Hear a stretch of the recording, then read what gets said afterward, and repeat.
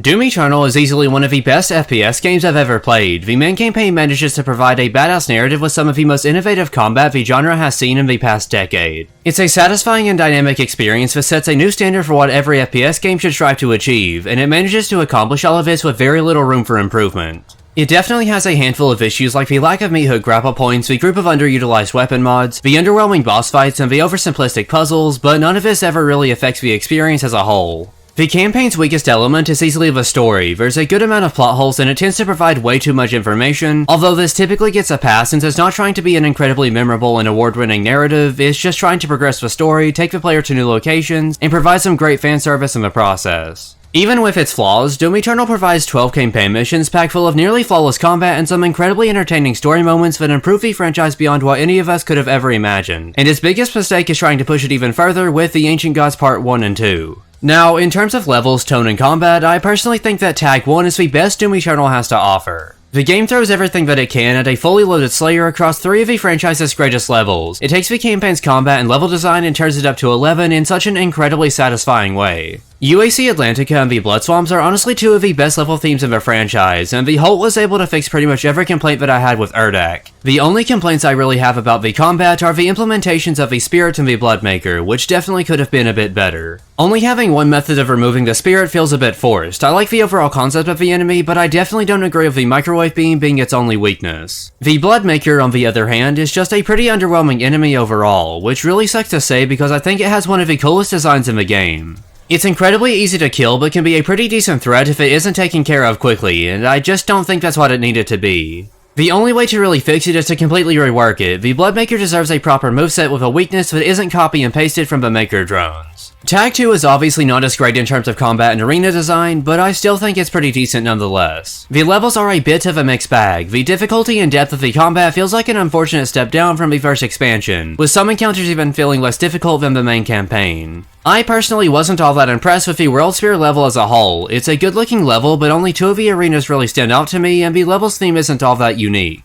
I do like the visual design of Reclaimed Earth, and it has some really enjoyable combat encounters. I can't really complain too much outside of a difficulty level, but that's an issue with all 3 levels. Imora has a really strong start with a badass opening cutscene and a pretty solid level theme, but I think it starts to lose its charm once you get to the city itself. One of my biggest problems with Urdak is how empty and unalive it feels. It never really manages to make itself seem like an actual place that the makers interact with and live in. And the same problem carries over to the inner walls of Imora. Everything feels like a level in a video game instead of a real technologically advanced Hell City, which isn't really a problem with every other level in Eternal. I think they deserve some leniency when it comes to the enemies since they were developed during the pandemic, but none of them are really all that impressive outside of the Armored Baron. It's a pretty cool way to spice up a pre-existing demon, and it has a great implementation of both the Greenlight and enemy weakness system. It's easily the best enemy in this expansion. Everything else is just kinda mid. These creatures are a decent ambient demon that's interesting when used correctly. The Curse Prowler is an annoying inclusion that very few people actually like. The Chain Gunners are pretty pointless, the Stone Imps certainly exist, and I almost completely forgot to include the Hell Soldiers, which should tell you just how important they are.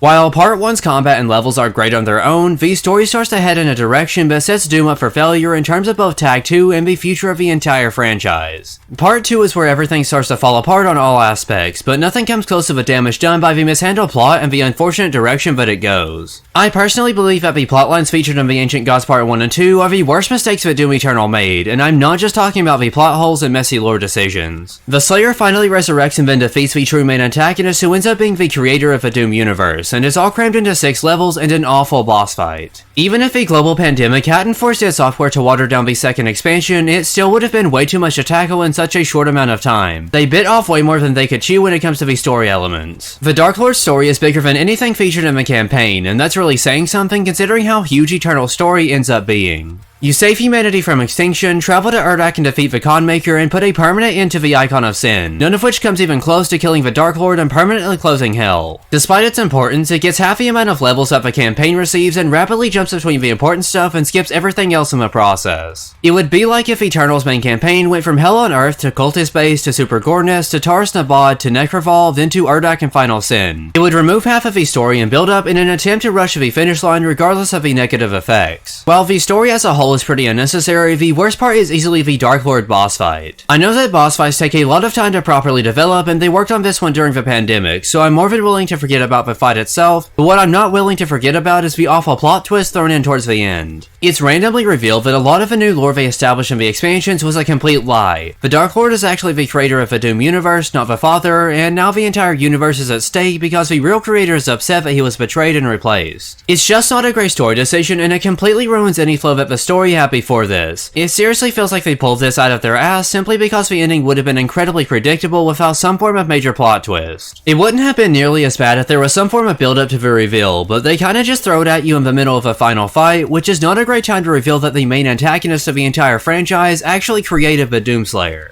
The really sad part is that all of this could have been avoided if the Dark Lord was saved for the next Doom game and not crammed into an expansion for Eternal.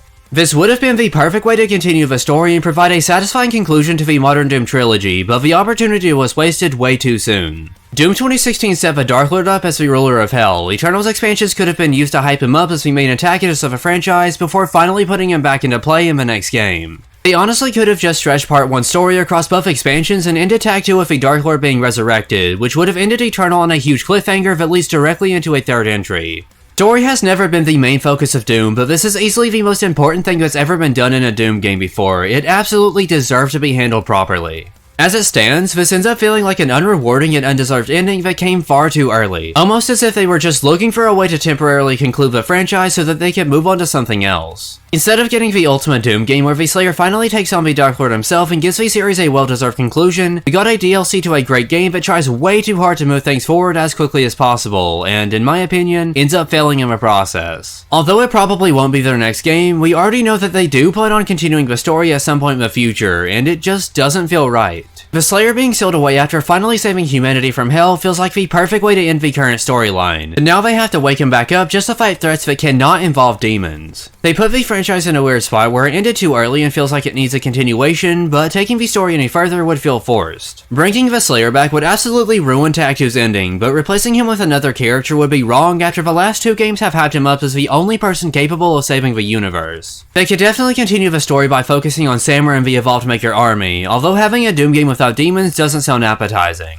No matter where they go next, it'll always be awkward due to the decisions they've made. The new enemies and a few of the locations could have been included in the expansions without involving such an important story. They should have focused on building things up in preparation for a final entry. They instead decided to rush ahead and put an end to Doom, which, in my opinion, was an awful move. The Ancient Gods should have been a separate game, and Doom Eternal's biggest mistake was tackling the storyline far too soon.